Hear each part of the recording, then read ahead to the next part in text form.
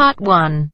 Listen to Sanjay talking in a tutorial about the digital divide and answer questions 1 to 4.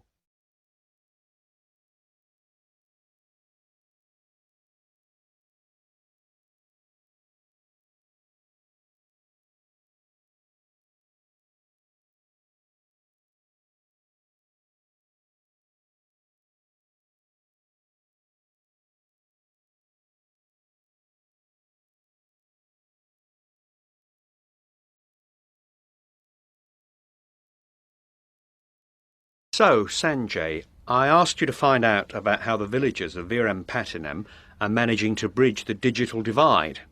How did you get on? Oh, I found it very interesting. Virampattinam is a small village on the east coast of India, near Pondicherry. That's south of Chennai. Now, this village, in the year 2000, had no telephone connection and no electricity supply. It was just the sort of place which we'd expect to be completely left behind as the technological revolution rushed ahead. But that year, they had an internet connection installed in the village, and now each day a local volunteer in the village checks for information which is useful to the villagers. Really?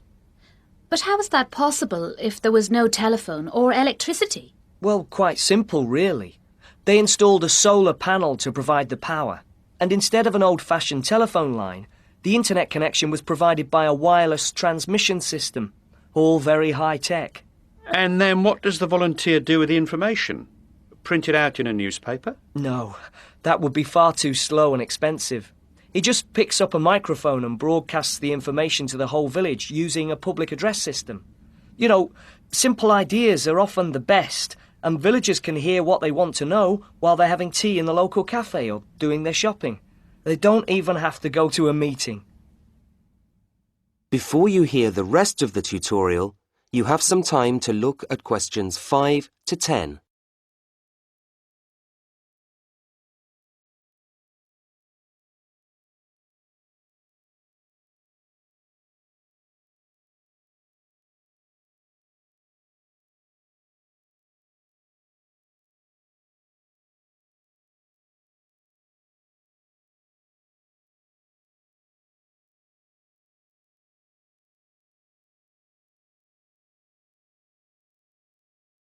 So what sort of information do these villagers get from the internet? Well, I'll give you a few examples. Virampattinam is on the coast, and quite a lot of the villagers are fishermen. From the web, they can find out what weather conditions will be like the next day, and if they know about the weather, they know whether it'll be safe to go fishing. This internet connection can actually save lives. Now, that really is remarkable. Another useful application is that they can find out how much crops are selling for in the markets of Pondicherry and Chennai.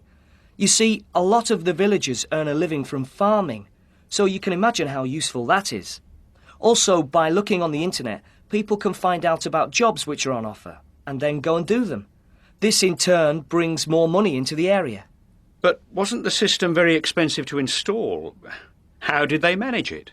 The system was the idea of MS Swaminathan. You may have heard of him. Wasn't he the man behind the Green Revolution? Yes, he did his PhD in plant genetics at Cambridge in the 1950s. Actually, he was a major force behind the agricultural revolution. The agricultural revolution largely solved India's food problems, and his foundation designed and paid for this installation. When you think about it, it's a much cheaper solution than installing electricity and telephone lines to the village, though those will come with time, I expect. Do the villagers have the know-how to use something as sophisticated as the internet? Well, the technology is sophisticated, but the internet itself is very user-friendly. That's why it's such a powerful tool. And it's very important that the people who handle the information are not technicians from outside, who have their own interests and priorities, and certainly not civil servants, who might tell the villagers what they think they should know. No, it has to be the local people, who know what information they need, and can look after their own interests. I'll give you an example. You remember I told you one of the pieces of information which villagers want is how much crops are selling for in the markets? Well, If they get this information, then they're in a much better position to negotiate with the intermediaries who come to the village to buy their produce and may tell all sorts of stories to get prices down. Well, that's true. So once again, it proves the old saying that information is power. Thank you very much, Sanjay. That was very good. Well done. My pleasure. That is the end of part 1. You now have half a minute to check your answers.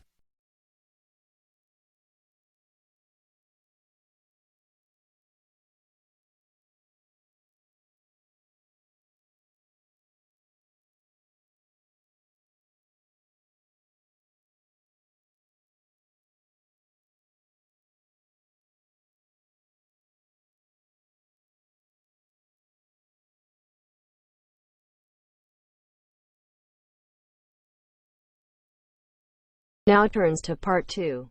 Part 2. You will hear a tour guide talking to her tour group. First, you will have time to look at questions 11 to 15.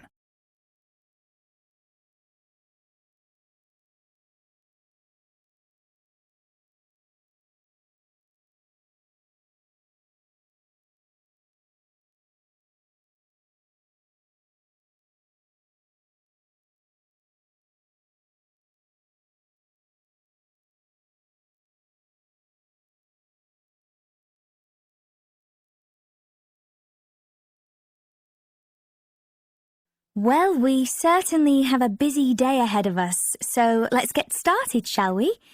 You'll find a map of the museum with the itinerary I've just handed out. The museum's our first port of call, so let's have a look at the map now. The door on the right of the entrance hall leads into the gift shop and ticket centre. Once we pick up our entrance tickets, I'd ask everyone to deposit their bags and coats in the cloakroom, which is located towards the back of the gift shop and ticket centre. If you want to pick up an information leaflet, you can approach the information desk situated along the right-hand side. Now, once you come back into the entrance hall, the door on the opposite side to the gift shop leads into the art gallery. There is a special exhibition on there at the moment which is not to be missed.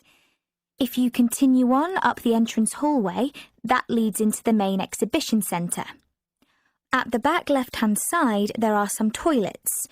Beside the toilets, you'll find the 3D theatre.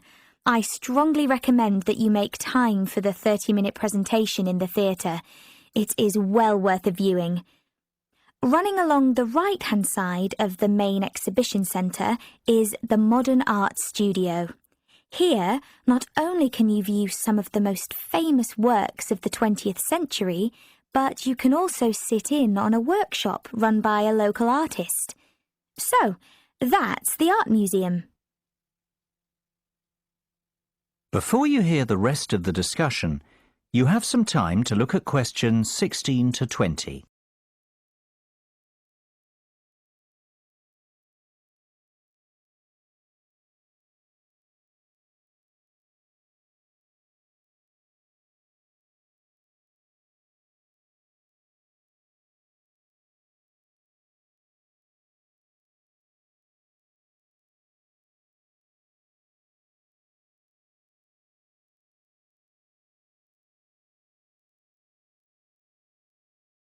Next on the itinerary is the aquarium. Depending on how long we spend at the museum, we might have to give this one a miss. It's not what I'd call a highlight of the day, but it would be a shame if we didn't get to see it, as it's en route to the Solheim Country Club, where we're booked in for lunch at 1 o'clock. Originally, we had planned to stop off at the Milltown Winery afterwards, but we've had to scrap that plan. Otherwise, we'd never get to the zoological gardens before closing time. We have pre-booked the gardens and must be there by 2:30, so no dilly-dallying please after lunch. Straight back onto the bus. The gardens close at 3:30, so we've an hour there, which should give us ample time to look around. Time allowing, we'll stop off at the famous Stout Brewery after that, if traffic isn't too heavy, and we're in Lincoln before 5. If not, we'll head straight for the National Concert Hall, where you're in for a real treat of an evening with a performance from the world-renowned cellist Andrei Borovsky. We have to be in our seats by 6:30 sharp. After that, it's back to the hotel for the night, where a buffet meal will be waiting for us at 8:30, or whenever we get back. That is the end of part 2. You now have half a minute to check your answers.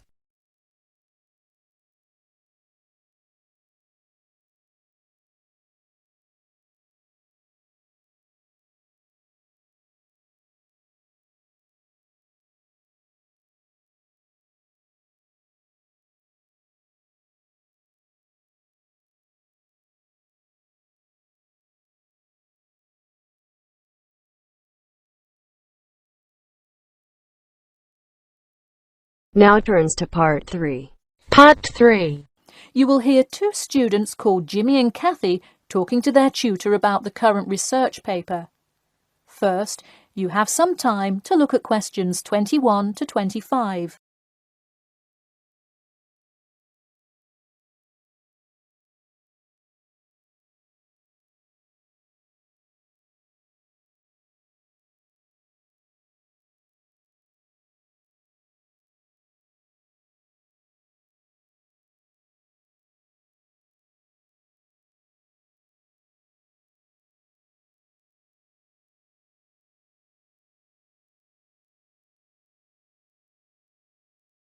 Before we start, Jimmy and Kathy, thanks for coming in today to talk about your current research paper.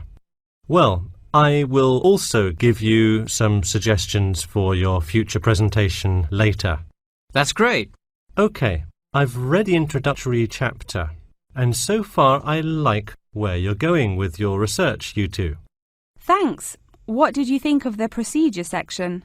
I haven't got there yet. I'll get to that and the results and discussion section in a bit. Oh, if you haven't read the rest, are you just saying you like the introduction? No, the layout is really well done. You have each section clearly marked and have the header and footer perfectly formatted, and your title page is right on the money. A lot of students have trouble with that one. To be honest, we did refer a lot to the example we received in class. That's good to do for spacing and layout, as long as you're not also copying the information. The background information is a little sparse, though. You may want to add to it. You think so? I was more worried about whether I had enough data. You definitely need more background information. I would think about finding some more online articles or doing more research in the campus library. That's a good idea. We can go tomorrow. I find it too tough finding the subject matter in the online journal database. I also like being able to flip through the physical journal, as opposed to trying to scroll down on a computer. Me too. Oh, I almost forgot. I've included all of my citations in the abstract, but could you help me with the bibliography? I should be using a bibliography, right? Not an appendix. Sure, I can help with that. Yes, for this type of scientific research paper, list all sources that you cite in the body of your paper in a bibliography. Go to the website I gave you last time to see the exact way to list each source. Okay, thanks. I'll do that. We still have a lot of things to fix up. Yeah, but there's a lot of good stuff here to work with.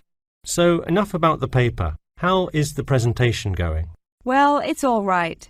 I'm going to go try out the new presentation software while Jimmy's working on the bibliography. Yeah, we are hoping to make an animation of an actual pump, but still have a lot to learn about how to do that. Before you hear the rest of the talk, you have some time to look at questions 26 to 30.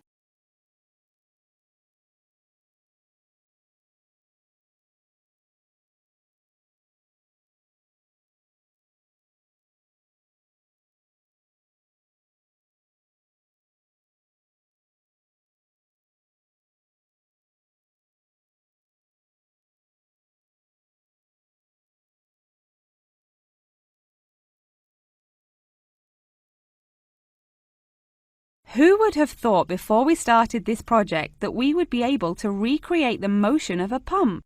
This stuff is just so interesting. So glad to hear it. Yeah, I am glad I took engineering this semester. I would definitely like to keep up with it.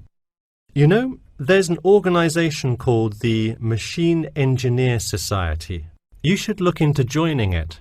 You would need to score well in your engineering class to qualify, but I think you can do it. Interesting. I will definitely check it out. I would really like to get in contact with some professionals in the engineering field to find out more. I don't really know anyone in the field now, though. I think if you keep meeting people in your classes and professors, you'll be able to get in contact with some really helpful people. Well said, Jimmy. If engineering pumps is something you both are specifically interested in, make sure you stay up to date on new developments. In fact, you could visit the local water treatment facility periodically to see what new developments are going on. That may be a good way to get some practical experience. Well, I don't think they would let you handle any equipment by just visiting the facility. If you really want to get your hands dirty, so to speak, I would recommend instead seeking a summer internship. Wow, you have so many helpful suggestions for getting a leg up. Now, if only you could tell me how to get my work published. Wouldn't that be nice?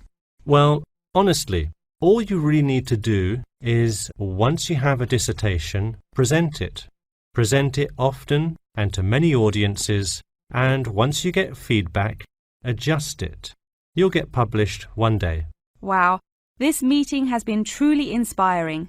Thanks for your help. That is the end of part 3. You now have half a minute to check your answers.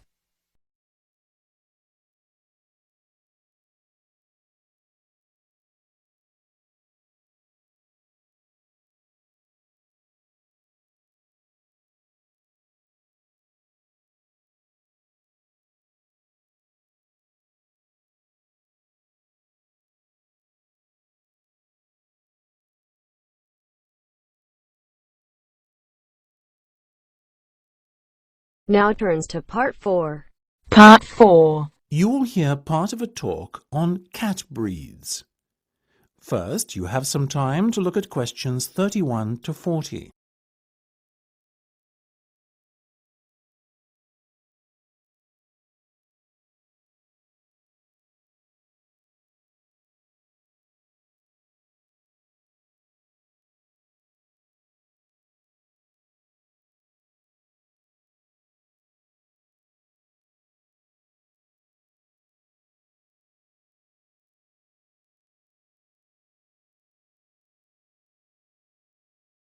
Look at her, ladies and gentlemen. Isn't she beautiful? The Abyssinian is a natural breed of cat which originated in Africa, or more specifically, what is now Ethiopia. Today it is found in much of the surrounding African continent, particularly Somalia. Its head is broad and moderately wedge-shaped, and it has relatively large pointed ears, like the specimen you can see here in front of you. It is typically a reddish colour, and is known for the unusual M-shaped marking, which often appears directly above the two eyes. See here. It has a medium-length coat in a sort of ticked pattern, ticked being a term to describe when the hair gets progressively darker from root to tip. There you go, little fellow, well done. Now this gentleman, he is a male, I can assure you, is the Aegean. The Aegean is of Greek origin, as you might have guessed, and is thought to have come from the Cycladic Islands. It's considered to be the only native Greek breed of cat. It is one of the newest and therefore rarest cat breeds, but relatively plentiful throughout Greece.